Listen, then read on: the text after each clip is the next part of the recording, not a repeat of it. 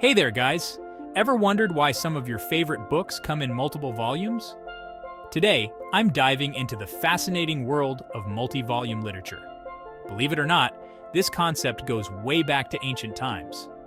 But it wasn't until the 18th and 19th centuries that multi-volume works truly took off. Let's start with the basics. In classical antiquity, works were often broken up into multiple scrolls or books. Think of Homer's Iliad and Odyssey. These epic tales were so massive they couldn't fit into a single scroll. Fast forward to the 18th and 19th centuries.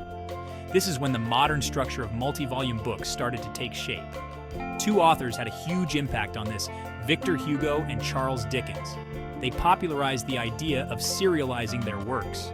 Imagine waiting for the next installment of Les Miserables or Great Expectations, just like you'd wait for the next episode of your favorite TV show. So why did they do this? Well, for one, it made their stories more accessible to a wider audience. Books were expensive, but by breaking them into smaller parts, more people could afford to buy a piece at a time. Plus, the suspense of waiting for the next volume kept readers hooked. The organization within these volumes often reflects the thematic or narrative structure of the story. For instance, in Les Miserables, each volume explores different aspects of society and human nature. This deepens the overall composition and enriches the reader's experience. Charles Dickens took a slightly different approach. His serialized novels were often published in magazines. Each installment had to be engaging enough to keep readers coming back for more. This format influenced the pacing and structure of his stories, making them more dynamic and exciting. But it wasn't just about selling more books or keeping readers on the edge of their seats. Multi-volume works allowed authors to develop complex characters and intricate plots.